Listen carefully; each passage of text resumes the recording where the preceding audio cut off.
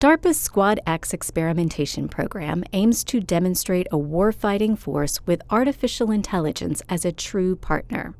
In a recent field test, the program worked with U.S. Marines at the Marine Corps Air-Ground Combat Center in 29 Palms, California, to track progress on two complementary systems that allow dismounted squads to collaborate with AI and autonomous systems to make better decisions in complex, time-critical combat situations. We have the opportunity to demonstrate operationalizing autonomy in a way that we don't believe any nation in the world has demonstrated to date. Meaning, not just develop hardware, but rather develop the hardware and the tactics that allow this to operate seamlessly within the close combat ground environment is extremely challenging, but provides incredible value.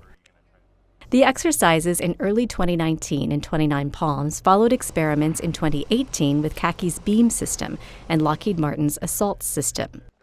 The two systems, though discrete, focus on man-unmanned teaming to enhance capabilities for ground units, giving small squads battalion-level insights and intelligence. In the most recent experiment, squads testing the Lockheed Martin system wore vests fitted with tracking and calibration sensors and moved through scenarios in an open area and mock city blocks.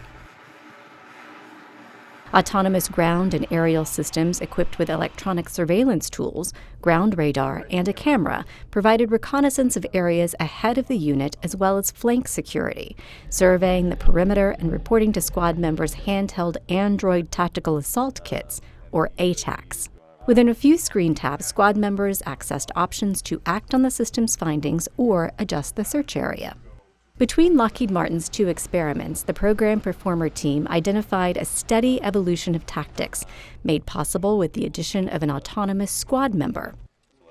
They also are focused on ensuring the ground, air, and cyber assets are always exploring and making the most of the current situation, exhibiting the same bias toward action required of the Marines and soldiers they support in the field.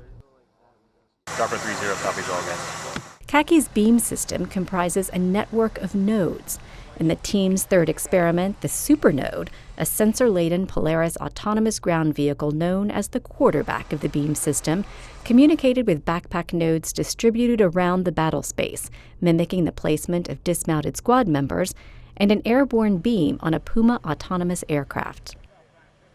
The network provides situational awareness, detects electronic warfare and electronic attack, and collaborates to geolocate items of interest. AI synthesizes the information, eliminating the noise before providing the information to the squad members via the handheld ATAK. Human is, of course, involved with any lethal action, but at this point it's really just about establishing superior situational awareness. So the keys are providing enough inputs to this overall decision engine, and then the artificial intelligence to make sense of this, and then the ability to go do something about it at very fast timescales through this shared understanding. The Squad X program has moved quickly through development and is already well along the transition path, due in large part to the program's focus on partnering with the services to ensure real-world efficacy. For the Khaki system, that included an opportunity to test the technology downrange to get real-world information, not simulation. Soldiers use the system to locate and identify objectives in real time.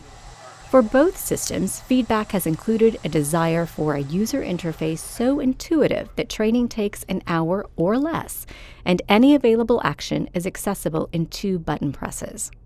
So the feedback process, in conjunction with the actual experimentation, gives the Marines the ability to actually use the technology and start seeing what it can do, and what, more specifically for what we're looking at is what it can't do, but what we need it to do.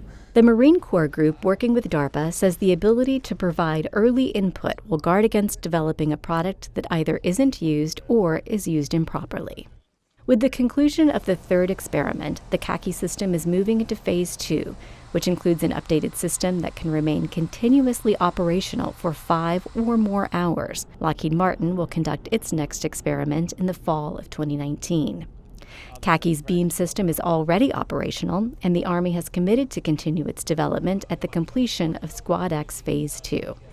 The Army is set to begin concurrent development of the Lockheed Martin Assault System in fiscal years 2019 and 2020, and then independent of DARPA in fiscal year 2021.